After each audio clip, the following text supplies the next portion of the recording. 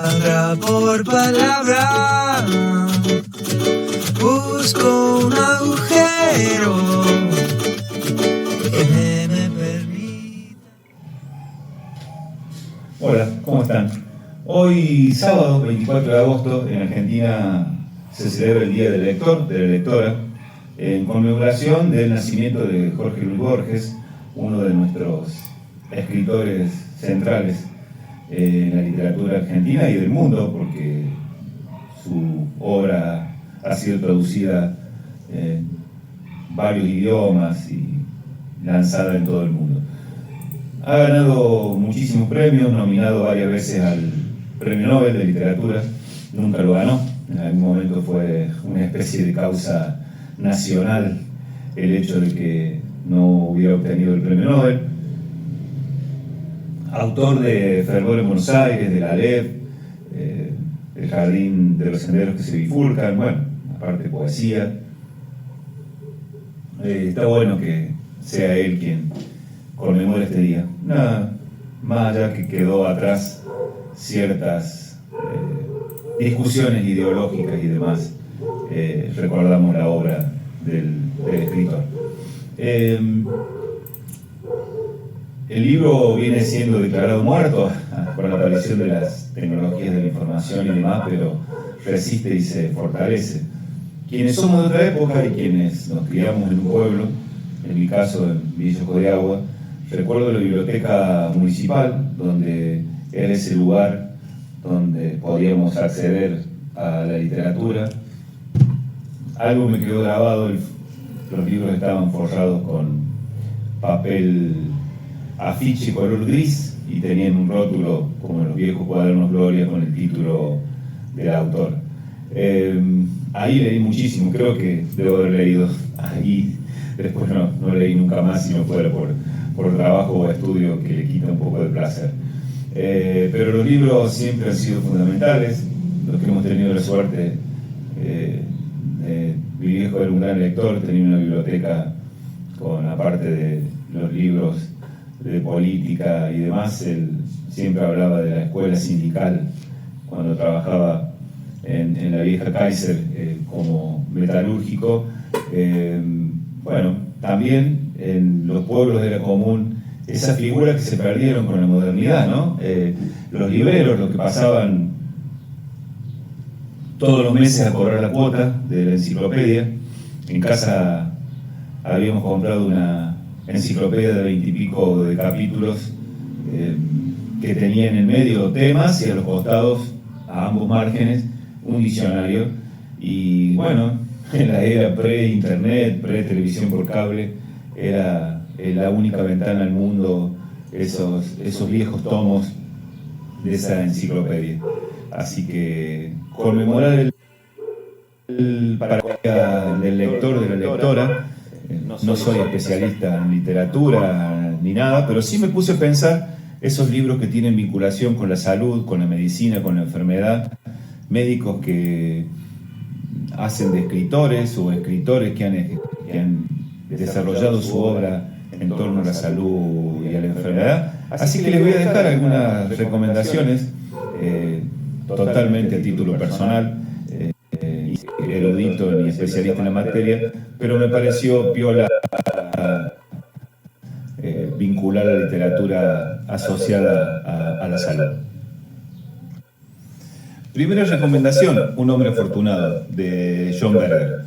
John Berger, estas personas que nos hace cuestionar qué hicimos de nuestra vida, fotógrafo, escritor, poeta, corresponsal de guerra, filósofo. Es un librito chiquito que se deja entrar, que en una especie de, en ese momento, un revolucionario enfoque casi de etnografía. Él se va a una campiña británica a vivir unos meses al lado de un médico generalista de ese lugar y empieza a retratar su vinculación con los pacientes, su vida personal y demás. Tiene un final abierto, no lo voy a spoilear, pero que nos hace pensar seriamente en el título, ¿no? Si fue o no un hombre afortunado el médico que nos retrata John Berger.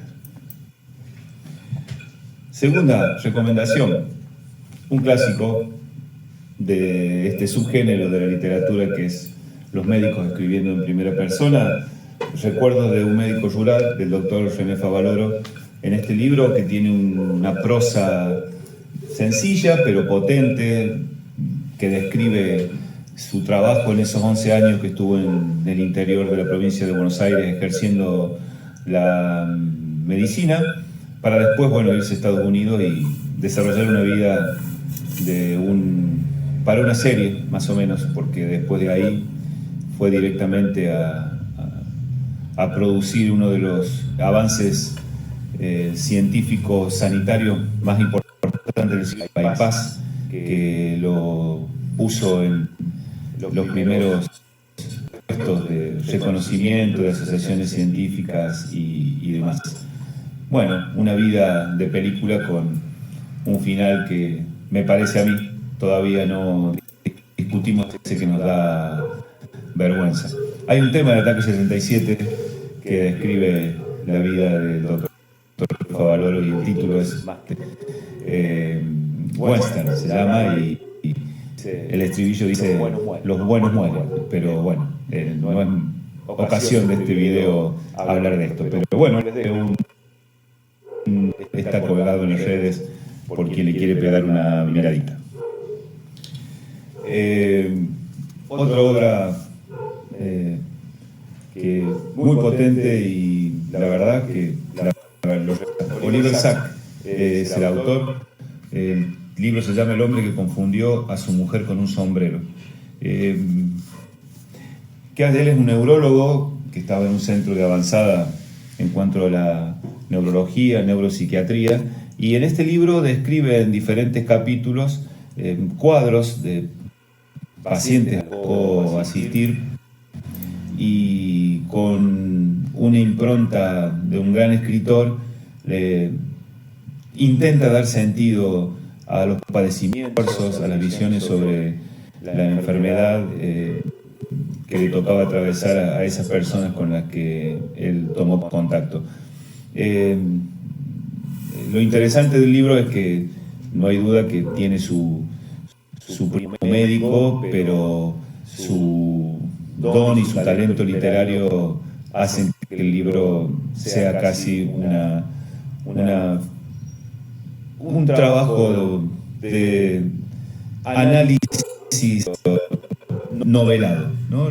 La verdad que quien está en el campo de la medicina puede rápidamente entrever de qué patologías estamos hablando, pero también es un libro que no hace falta ser médico para leerlo, ya que la simpleza y la maravillosa técnica literaria de Sacks lo hacen muy, muy, muy entretenido.